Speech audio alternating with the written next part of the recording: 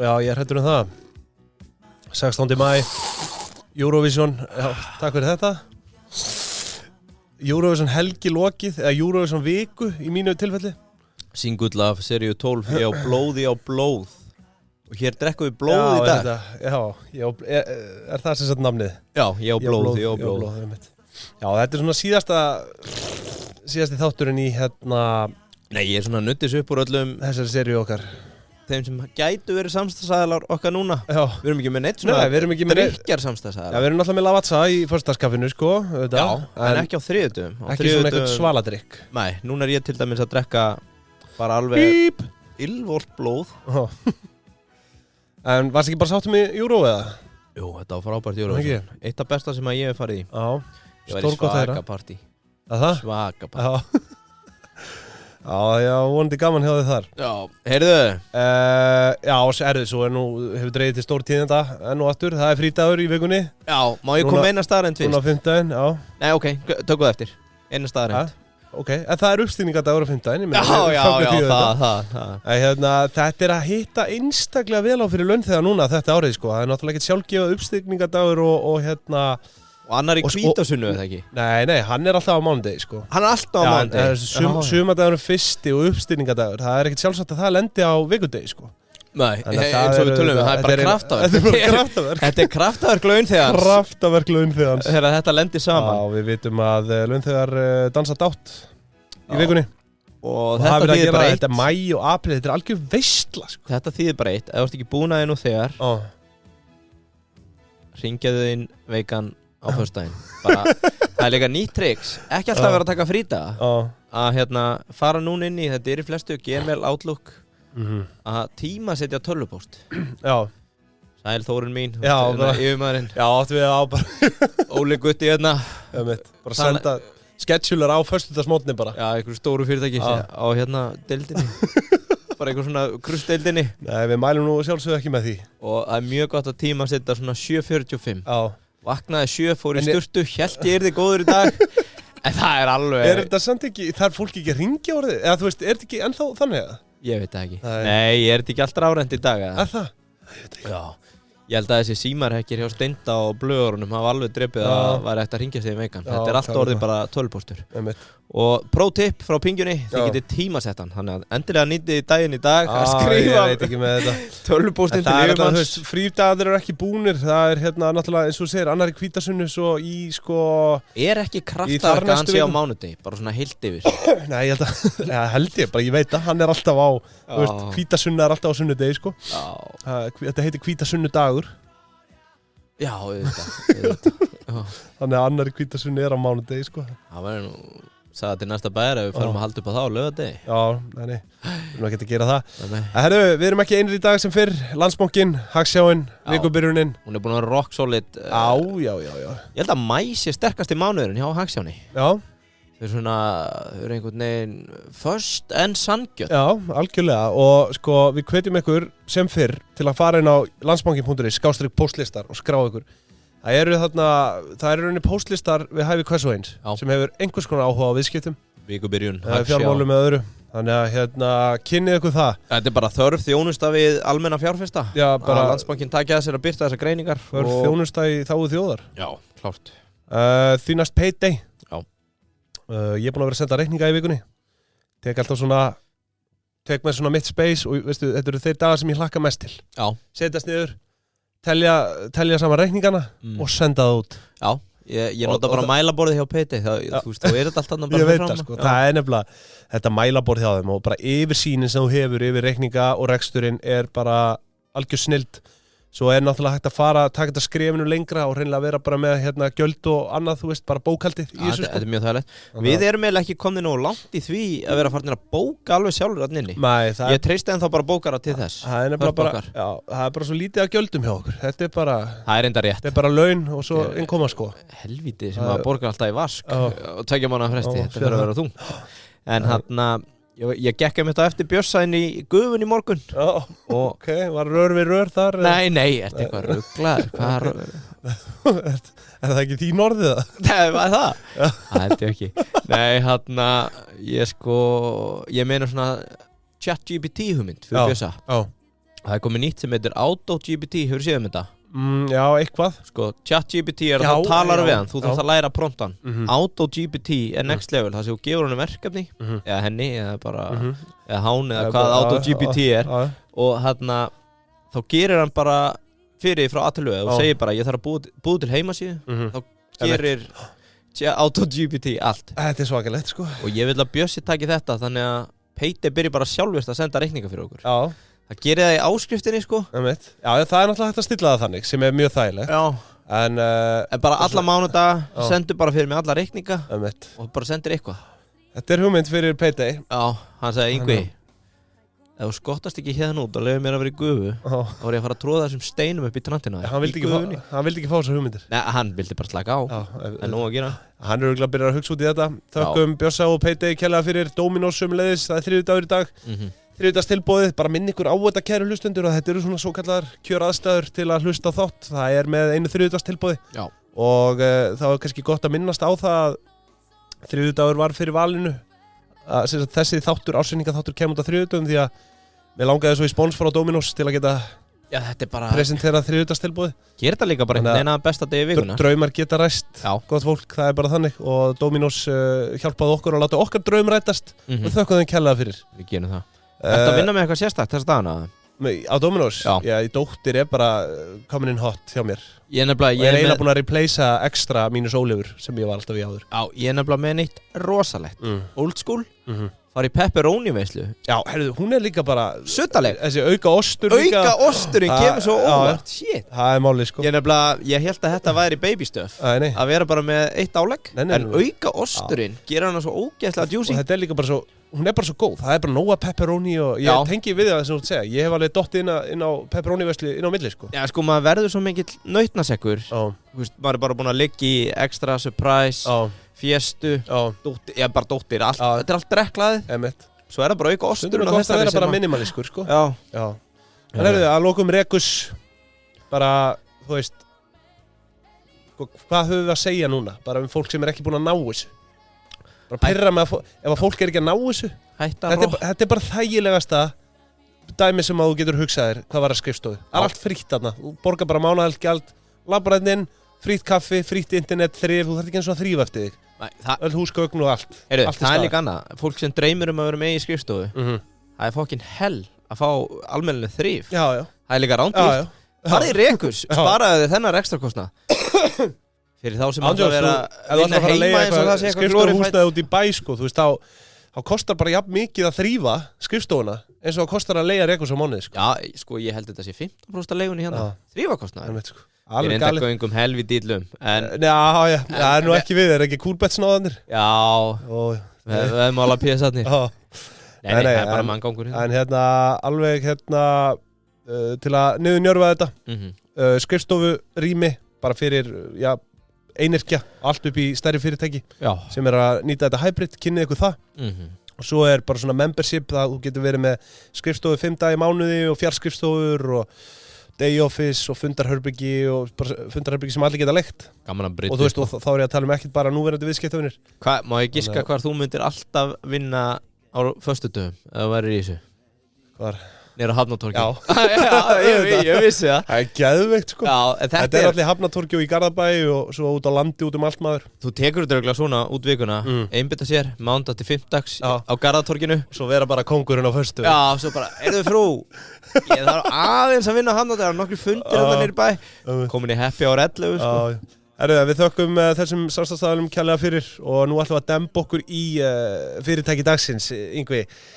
Sameind og ég veit að það eru nú mjög margir, þú veist, það fóru eiginlega bara allir og ömmur þeirra í mótefna mælingu þarna, sko. Já, þú stalst að mér, ég ætla að koma með staðreind. Ok, það er ég ætla að leyfa þér að taka við hérna. Að þessi þáttur sameind, nú máttu halda á hana. Já, ok. Ég myndi alltaf í hug, mér varst að sniðið. Nei, ég ætlaði bara að segja, þú veist, þetta var svona hálfpartinn bara tískubilgja. Já. Ég man þetta var algjörsamt svona word of mouth dæmi, bara svona ég er búin að fara í sameind í mótefnamælingu og ég bara, herðu, mig langar í það. Á ég að koma með mína sögu núna eða eftir? Hversu mikið fúgasi þetta var að lokum því að það greindust einhvern veginn allir að lokum. Já. Sem mótefnamæling skipti, þú veist. Ég með sögu, á ég að fara í hana núna? Hefur þú farið í þetta? Ég fór ekki í þetta, en ég veit að margir kannast við Sameind bara út af þessu. Ég fór í þetta, og þetta rifjar upp annað sem var ekki eins og hluta af sögunni, því að mér fannst ég pínu væjuleitaður þarna. Það svona sagan, en hitt var síðan niðurstöðunar að, við þekkjum það bara úr grunnskóla, en þetta er búið að breyta kerfinu í dag, þetta fer upp í A+, held ég, hæsta einhvern. Er ekki búið að breyta kerfinu þannig? Þegar við erum alast upp þetta... þá var þetta A og G og eitthvað? Já, svo fer þetta upp í 0 upp í 10, skiluru, og rétt og ránt spurningar og eitthvað, og í dag er þetta... Orðið bara eitthvað svona... ABC-kerfi. Í þessu, þá fékkstu bara eitthvað gildi, sem gat farið upp í hið óendalega eitthvað. Já, bara eitthvað 100.000. Já, og það var svona... Það var tvennum sögum það hvað var síðan rétta gildið. Eða ertu með 0,082. Já, þú gæti, þetta var alveg fáránlegt. Maður fann ekkert þetta á netinu eða neitt, Þú vissir ekkert, að þú fegst 140.000, þú vissir ekkert hvort það var gott eða slæmt eða... Svo annað, við nennum nú ekki að ræða það. Þú gast verið með 140.000 og samt fengi COVID. Já. Algjörlega, þú veist það fengu þetta allir að lokum. Já. Ég var örugglega með COVID bara fyrir 2 vikum, Já, mjög líklega. Tjekkaði ekkert á því þannig, Varstu ekki í mótefnum? Nei, ég gerði það ekki. Ég var bara eitthvað alveg hefi veikur, Já, þú veist það sem ég átti við voru ekki fyrstu upplýsingar. Það er náttúrulega, maður þarf kannski aðeins að fara að rifja þetta upp. Það var alltaf fyrst, ef þú ferði í bólusetninguna, þá smittar ekki út frá þér. Svo kom í ljós að það var ekki alveg rétt. Það var bara allt fjallum sig sjálft. Mótefnin, það var ekki alveg rétt. Ýmiss konar. Við erum ekki anti-vax, en... Nei, þú veist, og án þess að vera að gera lítið úr þessum rannsóknum, en þú veist, þau eru náttúrulega bara að miðla þessu tölulega, það er ekki eins og þau hafi verið að garantera eitthvað að þú gætir ekki fengið COVID þrátt fyrir góða mótefnamælingu, En það er staðreynd, við erum ekkert að sitja út á Sameind hér. Nei. Heyrðu, á ég að taka mína? Ég sem sagt fer þarna. Já. Og ég fór hérna fyrir, ég ætla ekki að segja hvar, út af því að það gæti verið rakið til persónu. Já. Þau munu fletta mér upp og vita nákvæmlega ég fer þarna. Við spilum hættulega leik í síðustu viku með Apotekin, Já, ekki fara inn á það.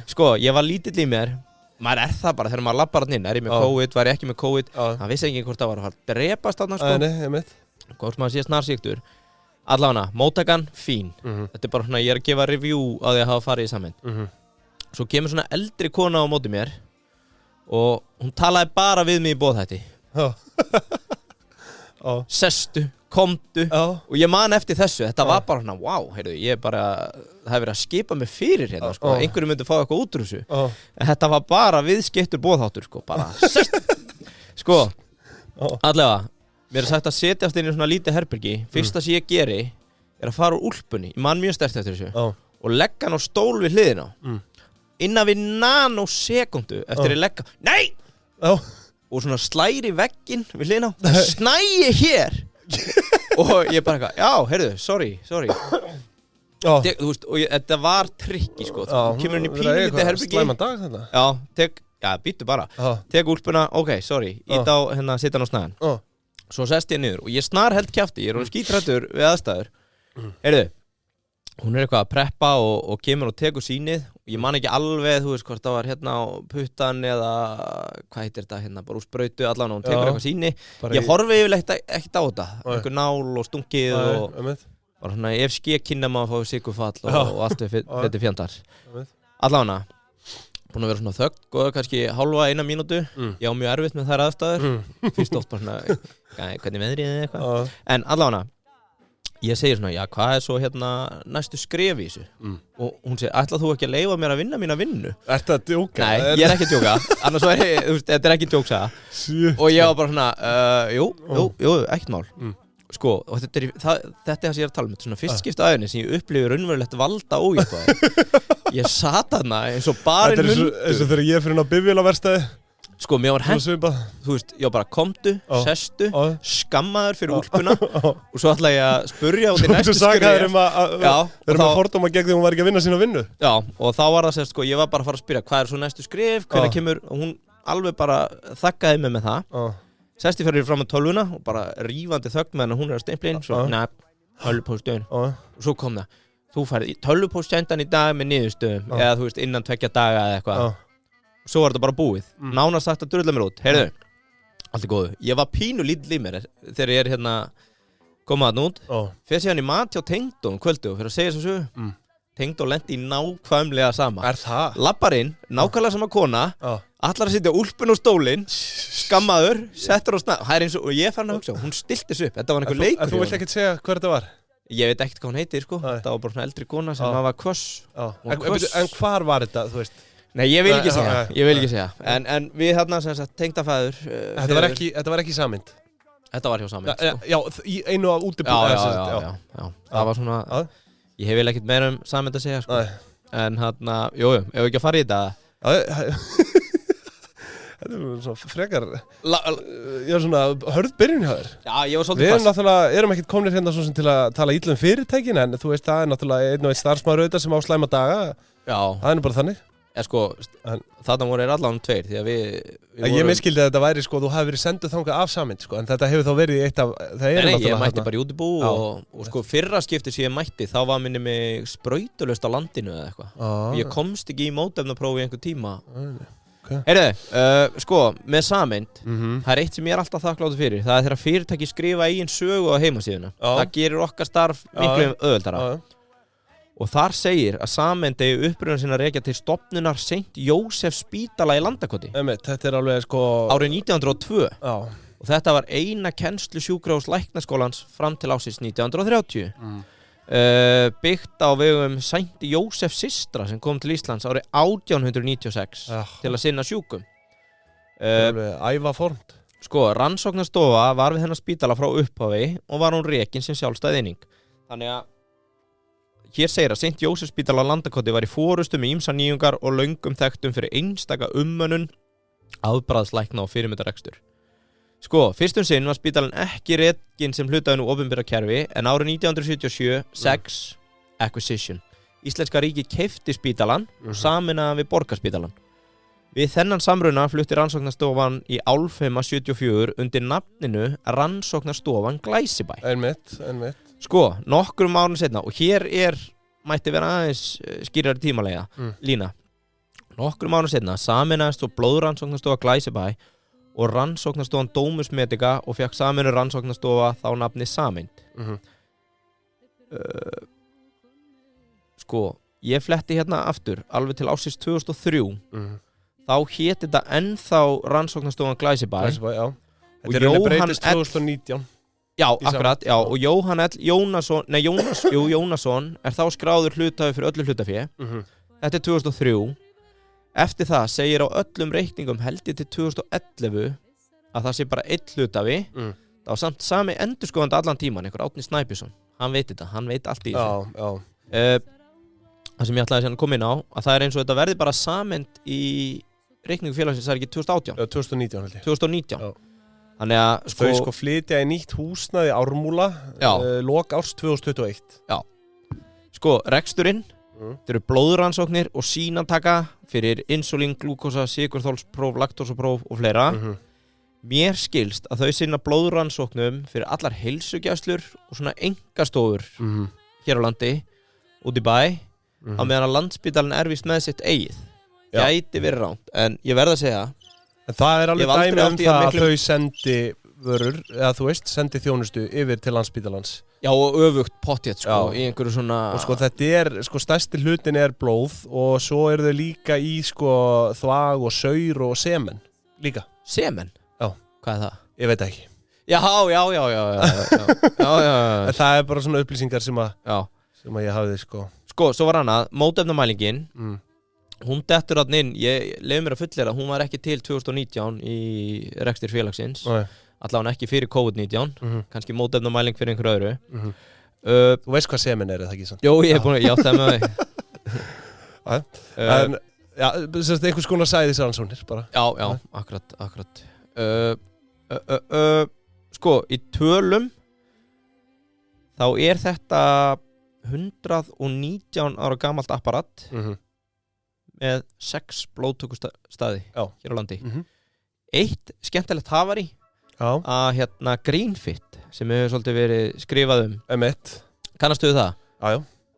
Ég hef ekki farið en maður hefur heyrt af ansi mörgum sem eru að fara í einhver svona þetta eitthvað heilsufars-mæling, einhvern fjandann, og þú fer meðal annars í blóðrannsókn, að það kemur semast upp hérna held ég fyrra á þessu ári að einhver sem kallaði það fram í einhverju kerfi í Landspítalanum, að læknir frá Palestínu sem hafi dáið árið 2011 hafi gert rannsóknina og þau náttúrulega bent á að þetta var ekki rétt, sko, þú veist, þá þetta verið eitthvað við vitlaust stimplað inn streymillinn, sko.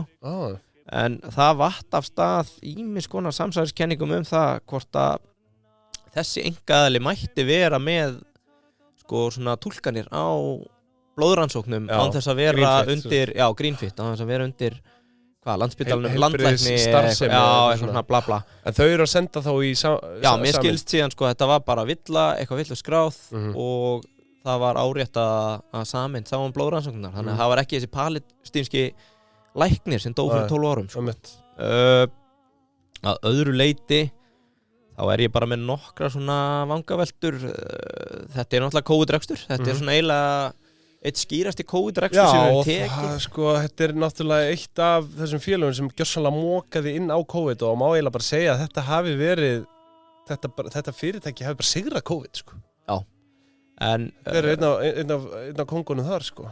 Að því sögðu, þá ætla ég bara að leyfa þér að tala fjárfestingafélagið Sameind. Já, ekki alveg svo gott, en vissulega prentvélina Sameind. Ekki segja mér og að hefur hort fram hjá skýringum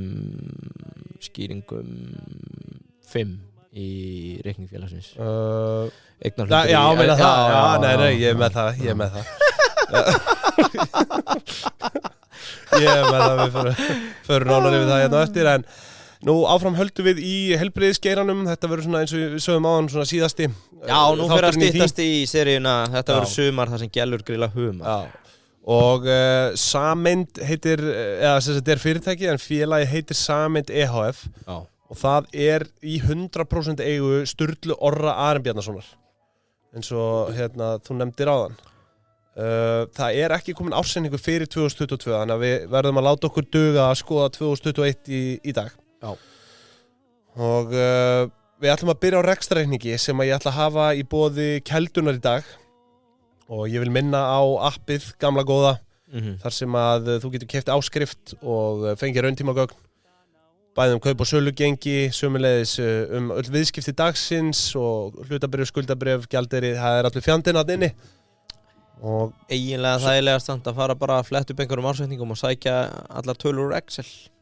Já. Ég elska Kelduna fyrir það. Já, algjörlega. Það náttúrulega líka hægt að pikka í yfirmenn þar og segja bara, heyrðu, mér vantar áskrift af Keldunni núna. Right now. Í vinnuskyni.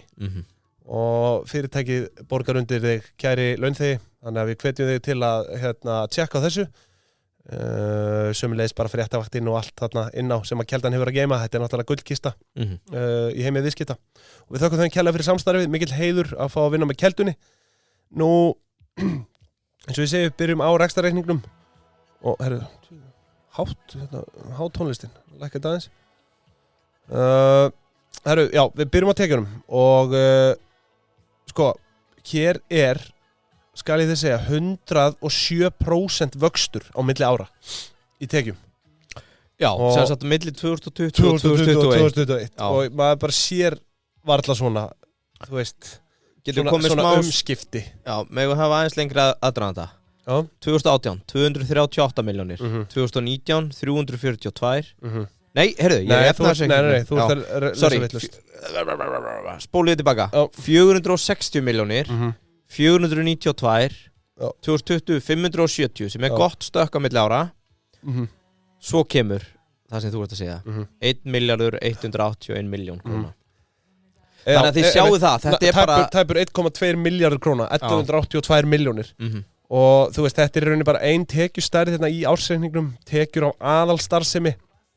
Bara stórbrotin árangur, þess að ég segi 107% vöxtur á milli ára, fram að því hafði þetta verið svona bara fínn tekjuvöxtur milli ára, kannski svona 10-12% af meðaltali síðustu 5-6 rekstrarár. En auðvitað ekkert í líkingu við þetta. Hér, sko, eins og við segjum, hér byrjuðu bara mótefnismælingar að, þú veist, verða einhvers konar tískuvara. Já. 2020 vorum við ekki að sjá þessar mótefnismælingar, sko. ekki eins og 2021, þetta var bara já. eitthvað svona tískubylgja sko. En er það fakt? Þetta kemur inn 2021? Já, sko, kannski var það eitthvað byrjað 2020 en ég man bara, það voru allir byrjar að tala um mótefnamælingar hann 2021 reyndar rétt tíman í byrjun og mitt ár sko. En allavega tekjur per starfsmann eru 59 milljónir meðast áhört að skoða því leitinu til að árið áður 2020 voru það 33,6 þannig að hérna þú veist, þau bættu við sér 3 starfsmönnum þarna og þurftu greinlega ekki að bæta við sér miklu starfskrafti fyrir þessa miklu veltuaukningu sko, sem er mjög áhugavert að sjá já, og þá eru tekjur upptaldar, þetta var bara eins og ég segi einn liður, förum í gjöldin kostnaðar að seldri þjónustu 229 milljónir hvað sem það þýðir hjá þeim, ég veit til þess að hérna, eins og við sögðum á þann að þau eru að bjóða upp á rannsóknir sem þau í rauninni gera ekki sjálf heldur senda bara síni þarna til Landspítalans þetta er á öllum líkindum bara kostnaður við það sem að þau selja svo sínum viðskiptavinum sko, leggja eitthvað mögulega ón á það, ég skal ekki segja að skýringar voru ekki til sérstakar fyrirmyndar hérna í þessum ársreiningi, þannig að við þurfum dálítið að fabúlera við erum nú reyndi menn, við ættum nú að geta verið með eitthvað af þessu rétt. Ég er að hugsa, það er kannski best að ég skjóti þið núna ég fann hérna út í að við erum í mótefna, það er svona aðal substansinn fann viðtal, eina viðtali sem er við hennar Sturla sem á þetta að í ágúst 2021 hafi mætt 2100 manns til þeirra ágúst 2021 2100 manns í mótefna þá prófið kostaði 6.350 það eru 13 milljónir ég er með kenningu að 10% af þjóðinni hafi farið í mótefnumælingu. Já, ég held að sko þannig að 2100 í ágúst ertu ósammála? Sko ég veit, sko málið er, ok, þegar þú segir þetta en ég er náttúrulega með aðra kenningu líka sko, sem ég ætla að koma inn á eftir þáttu kenninga? Já, ég ætla að koma með aðra kenningu eftir en þú veist, allavega, mótefnamæling þeir hafa eitthvað rakað inn á því já, setjum 10% sem maxið þá væri þetta 6.350 231 miljón sem hefðu af mótefnamælingu ef þeir hefðu tekið 10% af þjóðinni sko, sem er 39.000 36.500 það er endar, voru ekki nýja tölur núna ég tók að 365.000 herðu, ok, þið bara hérna sem er að hlusta hafið allan var á hér er reiknaði beinni allavega, við skulum fara í næsta kostnaðarlið, laun og launatengd gjöld 198 milljónir króna hrein laun fyrir 158 og með við 20 ársverk erum við að tala um 660.000 krónur í meðalaun og starfsmann og þetta finnst mér nú ekki sérlega mikið, ég meina ég meiri segja mér fannst frekar lágt hjá Livio 867.000 ef við einkarekna heilbrigðisþjónustu sko. Svona rosalega kröfur sem þú situr á þessu fyrirtæki. Já, þú veist, ég veit ekki, 660.000. Þú bara segja öllum upp í mathöllunum hana og nei, ég er að segja bara að þetta er einkarekið heilbrigðisþjónustu fyrirtæki og maður ég veit ekki, maður einhvern veginn hefði haldið að það væru hærri meðalaun en 660 skall á mánuði þetta. Já, mögulega. En allavega já, við getum allavega orðað þannig að ég hefði ekki greitt bónus fyrir þá þjónustu sem ég fekk hérna til það er kannski máli ég veit ekki, en herðu, þriði og síðasti kostnaðarliðurinn og hér kem ég með smá svona kenningar og annar rekstrakostnaður er sem sagt upp á 503 milljónir og það eru engar frekar sundurliðanir á þeim bænum. Þetta er auðvitað risa uppað og í raun margfalt stærri en við höfum áður séð hjá þeim. Voru með sko 104 milljónir í annar rekstrakostnað árið 2020 og þar á undan eitthvað í kringum 60-70 milljónir. Svo maður spyr sig eðlilega, hvað veldur hér? Auðvitað er þetta COVID, skilurðu, þú veist, það er svona augljósa í þessu en sko ein kenning er að mótefnamælingarnar séu orðin einhvers konar hálfpartinn tískuvara þarna og eitthvað kostar nú aðföngin í slíkar mælingar og ég veit reynda til þess að efnin við þessar mælingar eru dýr en eins og ég sagði það var engin frekar sundurlaun á þessum lið svo ég verð bara aðeins að fabulera og ég rakst á grein þess efnis að sameind var að selja þessi hraðpróf til heilsugæslustöðuna alveg rétt en heilsugæsla höfuðborgarsvæðisins fór fyrir innkaupum fyrir allar heilbrigðisstofnanir og hjúkrunarheimili landsins. Sko, Í ársbyrjun 2022 hefur verið keypt hraðpróf af einkaaðilum fyrir 1,3 miljard króna og ég er ekki viss en ég held að þessi Bitu.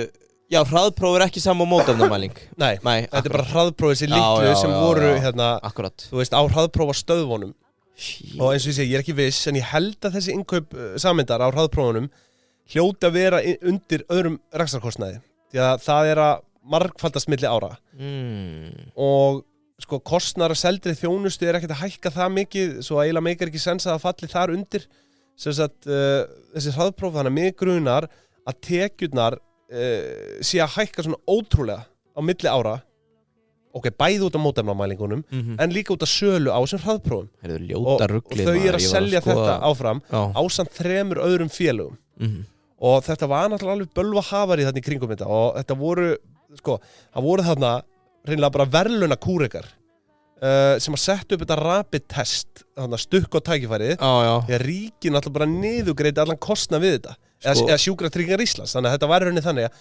Sjúkratryggingar Íslands keyptu af sameind og 2 öðrum félögum sem voru að flytja þetta inn alltaf í upphafi árs var búið að kaupa fyrir 1,3 milljarða sko maður hefur oft heyrt svona sögur þegar fólk spurt á dánabeinu hvað vildur það gert í lífinu að vera að lifa, eða þú veist, ef þú fengir annað tækifæri og það er alltaf bara eitthvað meiri tíma börnunum ekki vinna svona mikið, það er einhverju kúrekar sem myndu segja selt hraðapróf í COVID það er svo margir sem að bara eftir þetta var, þeir voru bara þú veist með garantít sölu til ríkisins já, sko málið er, ég held samt þeir lögðu af stað í þetta ferðalag, þá var þetta ekki orðið garantít nei, kannski ekki, en svo kemur ríkiðinn eða Sjúkratryggingar Íslands og stekkur inn basically kaupir af sameind og þessum aðilum og útbýttar því síðan til heilsugæslustöðva og elliheimila og annað ég held meiri segja að lokum til þessar hraðstöðva þannig að hraðstöðva þetta fengur henni bara prófin frítt og ég sko fór á stúfana er það og ég fann flett upp ársending hjá Rapid Test EHF sem eru búin að gefa út ársending fyrir 2022 er það eitthvað affiliated? Já, þetta eru þess að 3 kúrekar hérna á bakvið þetta fólk getur bara að lesið, ég ætla ekki að fara yfir eignarhaldið hér en bara fólk getur bara að skoða reikningin sjálft og þetta eru eins og ég segi verðlauna kúrekar hvað heitir þetta? Og Rapid Test EHF og þetta er þarna, þú veist, manst eftir þessu rauða Rapid Test þar sem allir pöntuðu sig fyrir flug og próf og ég veit ekki hvað og hvað 2021 tekið vegna þjónustu 217 milljónir króna kostnaðar af seldri þjónustu 13,9 þannig að sko það lítur ekki einu sinni út fyrir að þau hafi lagt út fyrir pröfunum heldur hafi bara hreinlega fengið þær gefins og selta eða þú veist og selta í rauninni til ríkisins þetta er bara fabulering, við vitum það ekki en þetta er rosalega lítill hráefniskostnaður að því að virðist sko það er annar ekstra kostnaður upp á 18 hérna 2021 kostnaðar af seldri þjónustu eins og ég segi tæplega 14 svo er þetta aðalega bara laun og launatengt gjöld og hagnaður 2021 fyrir þetta rapid test voru 93 milljónir 2022 voru tekin á svipaðar útgjöldin svipuð hagnaður upp á tæpar 70 greiddu sér út á árinu hérna arð fyrir 90 og 2,4 milljónir sem sagt 2022 fyrir árið 2021 sko þannig að þú veist þarna ertu bara að búa til pening þú ert bara þetta er eitthvað besta þetta er pening að prenta við þetta er bara eitthvað besta case sem ég heyrt sko og þú veist ég menna þetta er bara sniðu menn og hoppuðu þarna á þetta og sáu tækifæri og fengu þú veist líklega þeir lögðu upp í þessa vegferð voru þeir ekki meðvitaður að þetta yrði niðurgreitt sko nei ég þekki ekki en þetta var að vissu leyti niðurgreitt en ég hefði haldið að þetta kæmi þannig fram í ársreikningnum að þetta yrði hérna sem sagt að þeir hafi þurft að kaupa þetta og ríki myndi svo endurgreiðum en það lítur út fyrir að það hafi ekki verið þannig bara hreinlega þetta hafi verið bara gjöf og svo bara rukkuði ríkið hérna, já, þetta er athyglisvert en enga síður já, hvar var ég? Ég var hérna inn í öðru rekstrarkostnaði bara til að draga þetta saman annar rekstrarkostnaður 503 milljónir króna og þar með eru bara gjöld upptalin samtals 930 milljónir króna þá nú erum við að tala sameind þetta var smá útúrdúr hann í rapid test en 930 milljónir krónur í gjöld og það leiðir af sér EBITDA upp á hvorki meira en ég minna heldur en tæpar 252 milljónir króna sem er 21,3% framlegð og það er svona ívilægra en þau hafa verið með síðustu ár er alveg í rúmum 38% árið 2018 sem að hefur rauninni bara farið lækkandi frá því þá það er greinilegt að sko þessi aukna þjónusta eða sala tengt COVID hefur borið svona lægri framleið heldur en þjónustaðan þeirra áður. Já, ég var einmitt þrátt fyrir það alveg stór fín EBITDA sem ég myndi alveg þykja alla daga sko. Já, hún fer úr 38% niður í 21% á 4 árum sko. Já. Þetta svo kvöldi bölvun COVID. Já, en þau eru náttúrulega, þú veist eins og ég segi, þau eru bara farin sko úr, ef okkar kenning er rétt, þá eru þau farin bara yfir í heildsölu, skilur Já, þú veist þarna 2021 sko. Já, og fjárfestingar. Já, og fjárfestingar, við komum nánar inn á það en þetta er smá. En eins og ég segi bara stórfín EBITDA og já, förum bara yfir í ég ætla að líta örstutt á fjármagnstekjur og gjöld áður en að við sefum okkur yfir í afkomuna. Það er nú svona fátum fína drætti þar fyrir utan eina stór frétt, það er hagnaðar af hlutabrifum, 23 milljónir króna. Já. Og þegar betur er að gáð, kemur í ljós að hann Sturla er þungur í bréfunum. Þarna mista kosti 21 og var eiginlega þyngri árið 2020 sko. En það lítur allan út fyrir hann að við losa sko heilan helling enna 2021 en fer nánar út í það í efnahagsreikningnum en það er ljóst að þarna hefur hann við söluna náða ávasta skildingin eitthvað sem við segi 23 milljónir í hagnað af hlutabrifum sem er bara stórgott, fögnum því en þá skulum við kíkja á afkomu ársins og það nú enga prófessor til að átta sig á því að hún var jákvæð í lok árs hreinn hagnaður ársins voru 208 milljónir króna ég skal sko segja ykkur það Mögulega einhverjum sem held að myndi sleikja núlið svo var ekki Nei, hann Sturla gerir það ekki sko. In the green In the green, 17,6% hagnaðar hlutfall 67,6% vöxtur á afkomu milli ára og allir við fáum ekki að sjá einhverjar arðgreiðslur það held ég 95 milljónir króna sem er útlutað hérna til hluthafa sem er auðvitað bara Sturla sjálfur svo hann hafði Það eru Sturlað sjálfur Sturla Já Nei, þú veist, ég meina hann hafði helviti vel upp krafsinu þetta árið 74 milljónir þegar búið að draga frá 22% fjármagnstekjuskatt til einstaklinga þannig að það var bara það sem hann var að netta í sinn vasa eftir þetta rekstrarár Já, svo náttúrulega greitur tekjuskattur að hagnaði Já, ég er að segja það, hann er að netta þetta, skilur 74 eftir, þetta var hérna arðgreiðslu upp á 95 Já En hérna, þú veist, hann hefur nú verið að greiða sér einhvern arði í gegnum tíðina hann hefur náttúrulega ekki verið eigandi öll þessi ár, sennilega hvenær kom hann inn Sko, ég var með kenningum að það væri bara 2004 Hann hafi komið inn þá? Já Nei, er það? Ég finn ekkert um það Var hann skráður 2004 í ársreikning? Nei, það var það sem ég sagði hann hét að eitthvað Jóhann L. Jónasson Það var nafnið Eftir það kom bara í einhver ár einn hlutafi svo breytist einhvern veginn formatið og stjórnarkjöfurinn Það var ekki gefið upp nafn En allavega sko frá rekstrarári 2012 til 2021 þá hefur hagnaður verið 1230 milljónir rúmur 1,2 milljarður og á þessum árum hafa verið greiddar út í arð 390,7 milljónir Þannig að þú veist Þetta er bara botlaus uppspretta af kassi þarna Þetta er flottur rekstur og við fögnum því Nú, þá held ég að við bara dembum okkur yfir í efnahagsreikningin Ég ætla að hafa hann í boði Inkasso í dag og Hvernig heldur að Inkasso hafi tæklað þetta ferli þegar þeir voru að senda reikning á ríkið? Já, það er einmitt, það er góð spurning Ég veit ekki, var eitthvað vanskil þarna? Nei, mögulega ekki Það var náttúrulega, kom smá lagði í COVID, það áttu allir svo mikið kass Já, það var náttúrulega verið að prenta peninga þannig að mögulega hefur ekkert þurft Það er ólíklegt að ríki hafi þurft á hérna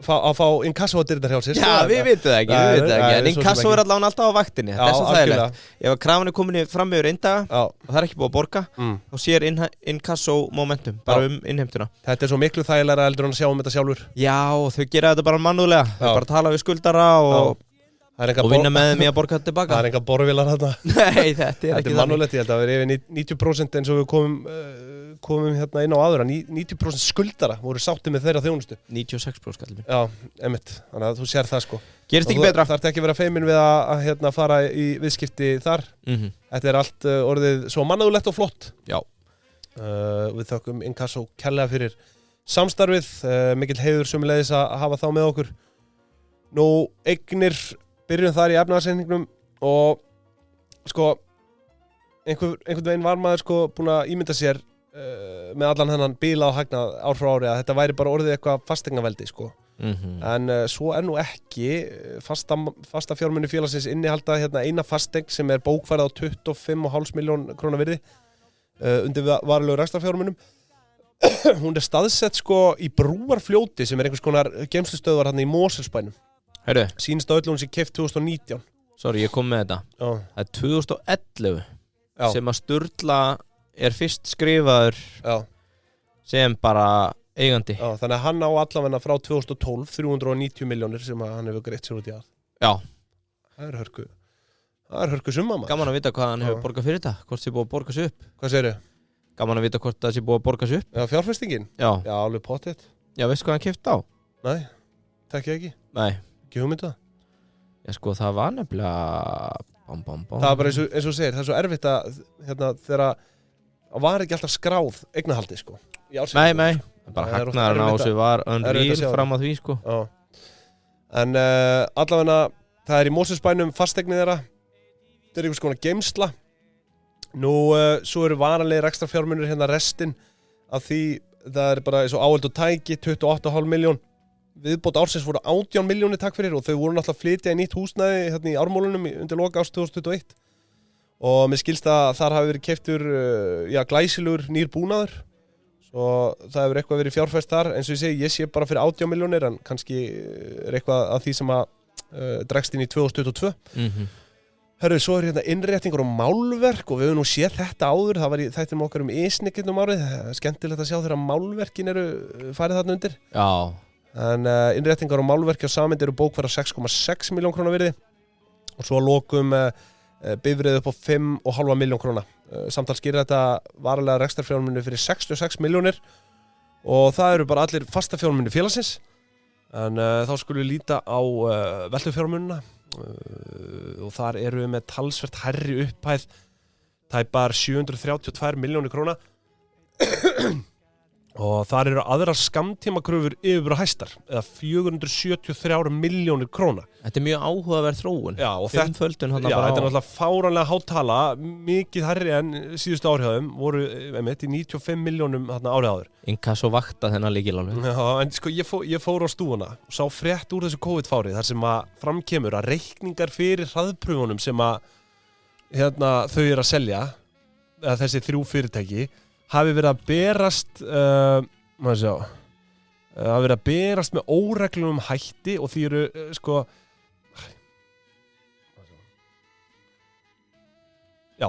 að sögn SÍ, Sjúkratryggingum Ísland, líklegt að þessi tala eftir að hækka þar sem að reikningar fyrir þessa þjónustu beri stofnunum með óreglunum hætti.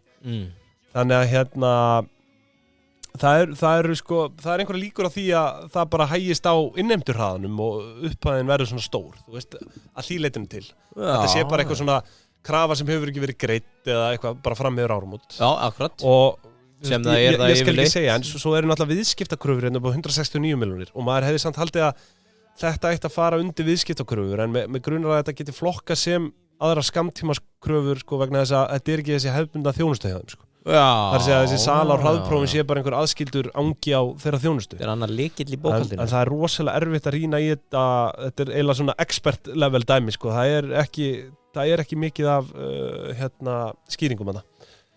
En ef einhverjum dettur í huga af hverju aðra skammtímakröfur svona ótrúlega háar, þannig að bara má senda okkur það eins og það var bara miklu meiri business á þessu ári heldur en nokkuð tíman áður hjá þeim. En þetta mjög hátt samt, enga síður, aðra skammtímakröfur. Og þetta svona bara fabulering hvort það gæti verið bara þau hafi verið að senda reikninga mjög seint eða eitthvað fyrir öllum þessum hraðprófum sem að voru keypt að þeim. Glemt sér hérna einhverju jólaskralli og það ekki búin að senda reikninga. Já, ég segi það. Á að geta bara að rukka. En herru, svo rúsínan í pilsu endanum eða svona næstu í þá verðbréfaeign upp á 71 milljón. Já, þetta skemmtilegt. Fjárfestingafélag. Já, og það hérna undir skýringu 5 hjá þeim og þá má sjá að eignarhlutir í hlutabréfum sem skráður í kauphöll færið upp á gangvirði og hér við með Iceland Air Group HF 0,11% hlutur í þeim. Þetta eru 38,3 miljón hlutir, segjum það, námyndum. Bókfært verð tæpar 70 milljónir í árslok 2021. Svo þau mjög lítill hluthafi í Marel, 1500 hlutir upp á 1,3 milljónir. Það bara... Samtal 71 miljón. bara einhver blandi pókapening hendi Marel sko. En sko, svo er náttúrulega áhugavert að benda á það að þau voru með skráðar hlutabréfaeignir fyrir 230 milljónir árun áður, 2020 sko. Og hann selur þarna að því virðist, þú veist, frá sér bara 150 milljónir á einu bretti og eða bara yfir árið og þú veist náttúrulega gangverið á þessu breytistöðu þetta alltaf en þetta er lækkun 150 milljónir og hann selur einhvern hlut af þessu og hagnast 23 milljónir af þeirri sölu sem kemur fram í rekstrarreikningnum eins og sem ég nefndi áðan sko. Þannig að það er ekkert ólíklegt að hann hafi tekið þátt í hlutafjárútboði Icelandair. Já, á þessum tímapunkti. Já. Þannig að þetta er svolítið, ég var ekki um að spá í sko árið 2020 sko. Svolítið fjölbreytt störf hjá fjármálastjórunum maður rukka ríki fyrir hraðprófin. Já.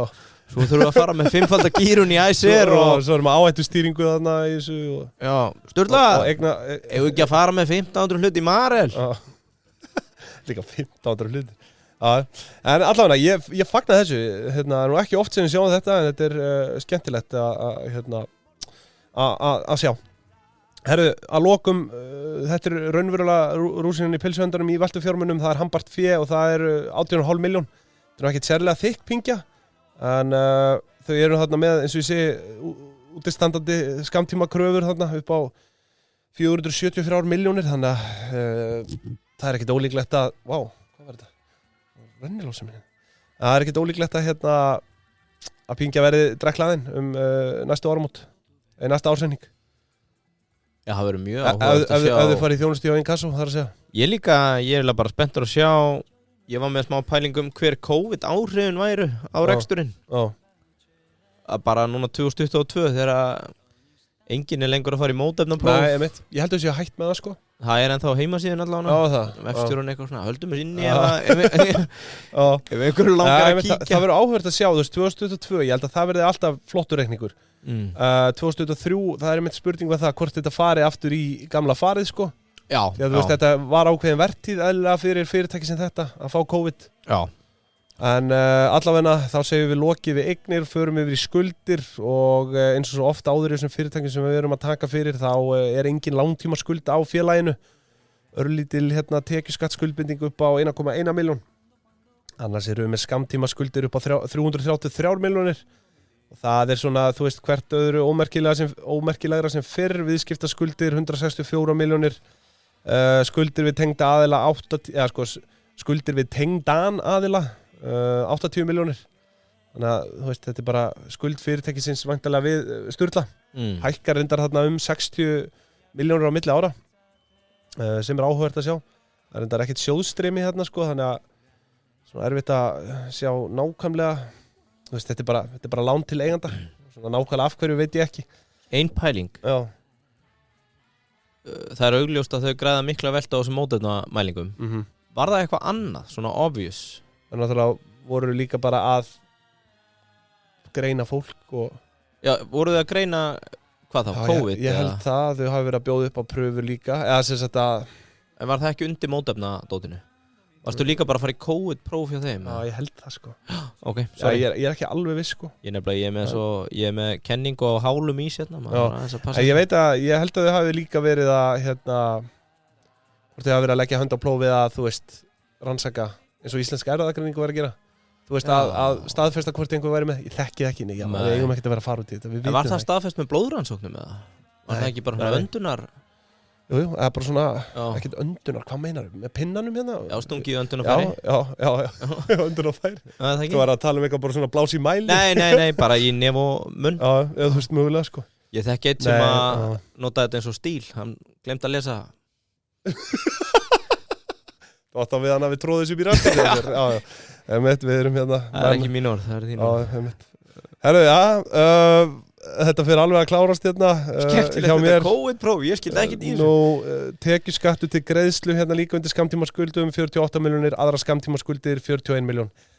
Herðu, og þetta er að skilja okkur eftir með 2,2 í veltufjárhlutfall sem er auðvitað bara stórfínt. Það er nú ekki mikið liquidity problem á þessum bænum.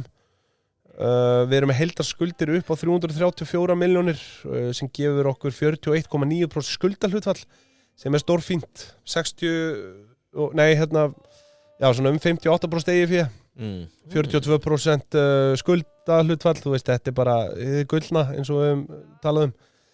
Það eiginlega 40-60 hvort, svona allt þar á milli. Það eru við ánægðasti með. Já. Þó það sé 60% gýrun, það alltaf lagi líka. Já. En 40% líka alltaf lagi. Bara alltaf að vera eitthvað smá gýraður, sko. Bæði þetta betra. Þetta náttúrulega engin gýrun, þetta bara skamtíma skuldir og sko, svo annað. Geta gert sér skuldlaus.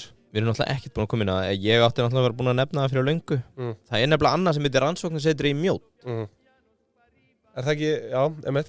Og á heimasíðunni það með mjög viðlíka þjónustu. Eitthvað blóðrannsóknir og eitthvað bla bla. Veltan hjá þeim bara, það sér ekki högg á vatni, sko. Hún bara minnka ef eitthvað, já. Ok. Hún sko búin að vera öfugt við Samind, bara minnka. Já, bara Samind tók yfir þarna, sko. Sturla bara síðan tækifæri. Þetta bara sigurvegarar þarna COVID. Já, Sturla, hann bara, hann konungur COVID. Sturlaði. Herru, en bara til að klára þetta eigið fé, það bara gamla góða hlutafé upp á 500.000, lögbundi varasjóður 125.000 og óráðstafað eigið fé 463 milljónir, takk fyrir. Þannig að hér sko, hann á nóg inni. Þegar þessar skamtíma kröfur eru konar í hús, þá getur hann farið að sko dælút. Þá getur hann farið að dælút arðinum, sko. Já, þessar aðrar, þarna. Já. Akkurat. En já, þar með minni yfirferð lokið og bara svona til samantektar í boði ISNIC, þá, þú veist, bara þegar við lokum þessari seríu, þessi einkareknu fyrirtæki í heilbrigðisgeiranum, þetta eru bara prentvélar. Já. Eitt samt sem má segja það, að það var einhver sem benda á þetta, það var verið að böggast í einhverjum fyrir að vera að græða og hann sagði, ég að gera þetta 10% ódýrara heldur en þetta gert inn í opinbera kerfinu og það bara arðurinn sem kemur til mín sem borgaði skatta því og öðru þannig að ég myndi að sparnaðurinn ef að veri kannski fleira undir með sömu lögmálum, sko. Já, ég meina, þú veist, þetta ekki það sem við viljum? Bara, samkeppni. Já, samkeppni og bara virkja þessa einkavæðingu og það náttúrulega lækkar verðin ennþá meira á þetta, þegar þú komið samkeppni og... Ætti að gera það. Ég meina, núna kannski einhverjur að hugsa bara, heyrðu, hann að hafa gott upp úr þessu, förum að gera það sama, lækka verðin og jari. Algjörlega. Sjá markaðinn vinna sína leið. Algjörlega, en... Eða ekki og gerum bara öll kommunistar og förum til Kúbu og það gaman. En ISNIC að sjálfsögðu miðstöð íslenska léna. Þetta getur farið inn og fundið þitt lén og við hefum nú verið að koma með alls konar skemmtilegar hugmyndir núna undanfarið. Meðal annars með að þú ert að halda brúðkaup, keyptu þá jónogunna.is. Ætli Jón og Gunna sé tekið. COVID-22 laust. Jón og Gunna tekið. Jónogunna.is. En þetta náttúrulega brilljant eða þú ert með giftingu eða fermingu eða eitthvað. Já, Jón og Gunna, þetta verslun. En eða út með fermingu eða eitthvað, brúðkaup, jari. Skilnað veislu. Þá getur keypt lén undir það, sem náttúrulega mjög sniðugt, bara til að geyma myndir og annað og jável dagbók, gestabók eða eitthvað þannig. Sömuleiðis langaði maður að minna á að þú ert iðnaðarmaður eða innirki, keyptu lén og ekki vera með gemil. Ég er líka með eitt gæja rýri trúveruleikan sem er búin að hakka núna, hann er á núna okkur stofu, þú manst aldrei hvað stofan heitir þú veist bara hvert þú vilt fara hann keypti lénið kexiklippari.is sem rítar ektar beint inn á núna-linkin þannig að allir sem vilja skera sig úr og er í þjónustu við erum með klippingu eða sálfræðitíma eða kíró eða eitthvað keyptu þetta lén djöðlana sniðum maður farið ná kexiklippari ég er inn á því og þetta ekki bara beint á núna-linkin bara veldu tíma þetta er sniðut það er hægt að vera bráðsniður í þessum lénaleik og við hvetjum ykkur til að taka ráðum okkar hér sko veitum við ráðgjöf þökkum ISNIC kærlega fyrir heyrðu þú varst með einhverja svona sko ég er bara með eina kenningu COVID-áhrifin að ég tók reksturinn frá 2019 og gefum mér það að ef að þau hefðu bara vaxið 10% sem er bara hóflegt með að við árunum undan og annað þá hefði veltan það ár verið 542 milljónir hún reyndist 570